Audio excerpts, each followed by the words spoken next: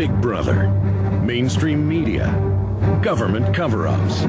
You want answers? Well, so does he.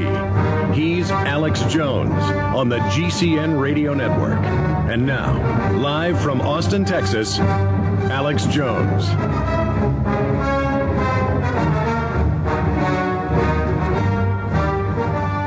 I don't think they can get away from it. We have German defense ministers, great point, Ted. We have German defense ministers, former Italian presidents, former CIA Section Chief Berlin, Bill Christensen, former top CIA briefer for Ronald Reagan, George Bush Sr., Ray McGovern, Mr. Baer, Bob Baer, the individual that Siriana's made about, one of the most famous living CIA commanders, field commanders, saying inside job on this show. Are they going to get Secret Service visits?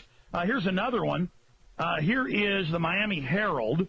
Guantanamo testimony, U.S. let bin Laden's top bodyguard go. And they go on to say that they grabbed 12 and 14-year-old villagers and keep them for 6 years, but that when they got bin Laden's top bodyguard, they immediately let him go quietly. Well, that's because they're CIA. And the troops, this has been in mainstream news, kept capturing real Taliban and al-Qaeda. And, in fact, the troops had captured 6,000 of them during the invasion in 2001, 2002. They were ordered to release them and even give them money, give them gold. And that came out in mainstream news. That's in my film, Road to Tyranny, 6.5+ years old, the first major 9/11 film. And it's all mainstream news, but back of the paper that they're protecting al-Qaeda. And I have another report here, Infowars.net, but it's from Reuters. We point out Reuters. This is from Reuters. Navy prosecutor in Gitmo case, fourth plane shot down. Bin Laden driver case contains revealing details.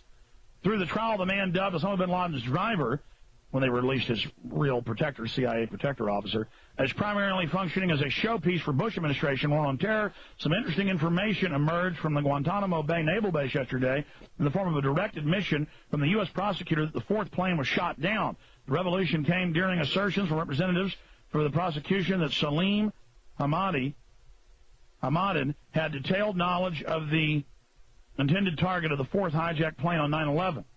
And it quoted, they hadn't shot down the fourth plane, it would have hit the dome of the Capitol, Stone, a Navy officer, said in the opening remarks. And we'll cover this more later. The point is, cops, military, Secret Service, don't go demand Ted Anderson come meet you at a coffee shop because you're, quote, afraid we're going to surveil you, and then tell us we're crazy about 9/11 when we know how to read newspapers, buddy.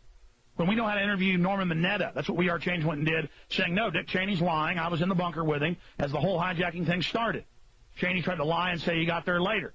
You know, I mean, we're going to keep bringing this out, okay? You may think it's cute and funny the government killed 3,000 of us, but we don't think it's funny. We happen to have the courage and the will to come out and expose this. Well, that's another thing, too, Alex, is that the normal everyday people, including the Secret Service people, are, you know, they don't want to take the idea of the fact that there could be a conspiracy, if you will, use those words. Obviously, there's a conspiracy with these airplanes flying into the World Trade Center. And that it might not be some guy from a cave that ran this whole thing and made the whole operation occur. You know, I asked the guy myself, I said, well, explain to me how 2 towers got hit by airplanes and 3 ended up falling. And why did they look like controlled demolitions? And he said, I don't know. You know, he didn't have an answer. And why did a Secret Service agent go investigate and got capped in the head inside Building 7's the info we've got? I mean, I bet he didn't even know a Secret Service guy died in there. I bet he didn't know the head of FBI counterterrorism who just retired telling British newspapers the government is going to let bin Laden hit probably the World Trade Center in the next few months as a pretext to invade Afghanistan and launch a war on terror. John O'Neill. Oh, you didn't know about that Secret Service. Well, why don't you use your investigative skills to investigate the truth? Why don't you find out the truth that you were based in that building with the CIA? Okay, let's bring Anthony up. Anthony, this is incredible. Tell folks about what happened with them now visiting your fiancé when you were at work, and now they're saying that telling your girlfriend that they think that We Are Change is planning to try to attack Barack Obama, when we've written articles talking about, out of the Dallas Morning News, first reported that the Secret Service is pulling protection off of him and not looking for guns when people go into events with him. So they're the ones that are leaving the door open like they did in Dallas 44 years ago. Anthony, this is insane.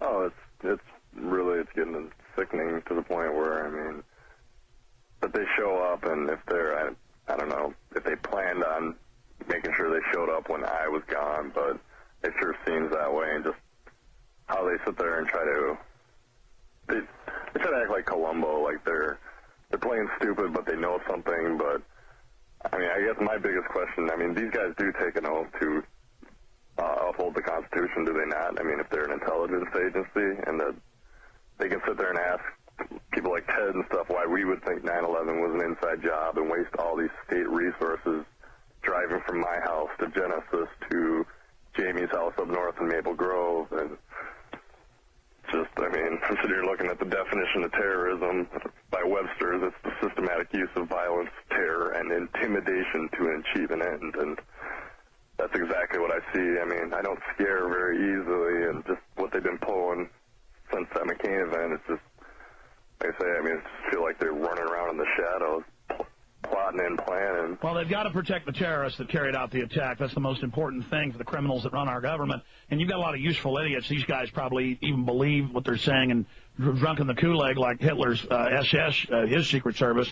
But expanding on this, and their new role is the new Gestapo in America, the front line of that, whether they like it or not. That's just the fact. They've engaged in intimidation, attacks on the First Amendment, high crimes and misdemeanors. The entire agency has.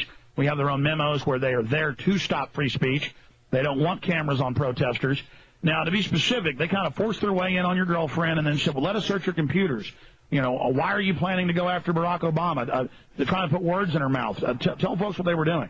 Yeah, and like I said, I mean, when they first showed up here, my fiance was upstairs. We live in a split house, and they actually ran into our landlord downstairs, and they were, I mean, she's a pretty smart girl. She can see a salesman or whatever you want to call him a mile away, and they were trying to basically slick talk her into giving them permission to just come in the house. And she's like, well, if you don't, you can go in if you got a warrant, and if you don't, you can't. And you can ring the doorbell, though, and she comes down, and they just play polite. And, I mean, like I say, like the Columbo where they're acting like they don't really know what's going on, but they do, supposedly. And they came up in the living room. There was one, I'm not sure the names because I wasn't here. We only caught the last name, and I believe that is the same one that called Ted. And got into our living room, basically, and then it was like, well, where do you keep your computers? Are you guys planning on harming Barack Obama? And, I mean, if you guys are supposedly the investigators and you're top-notch security, supposedly, you would know that we are no threat. It would take 5 to 10 minutes of research. But you are a threat through your political speech under the First Amendment. America and freedom is the threat to their tyranny.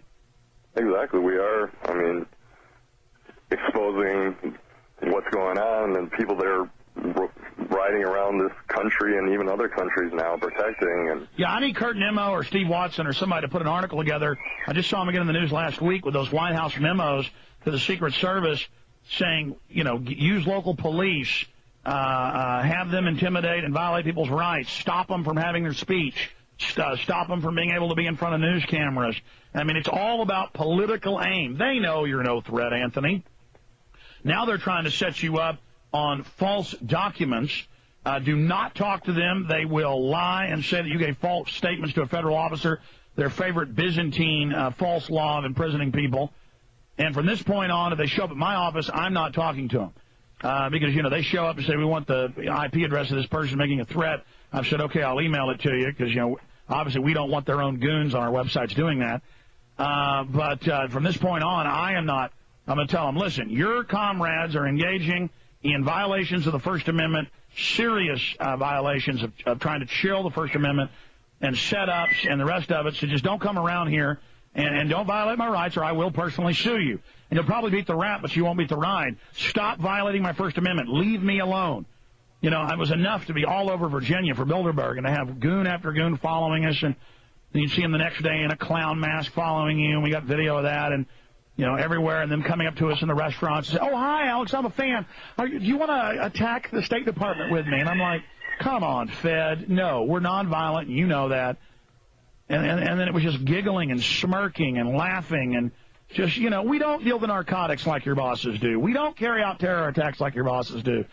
We don't do biological and chemical testing, tens of thousands of instances declassified against the American people like your bosses do. We didn't devalue the dollar like your bosses did. We didn't run child kidnapping rings like your bosses did all over the news. We don't have hundreds of gay porn stars and madams in the White House like your bosses do.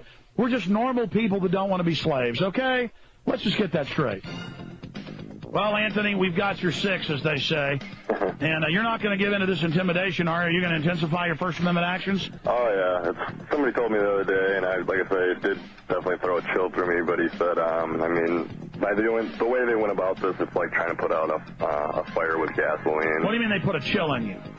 Well, just a scare effect. I mean, it affected me. Stay there. I want to hear about that. And then, but they were scared to come into Genesis. They thought Ted would videotape them.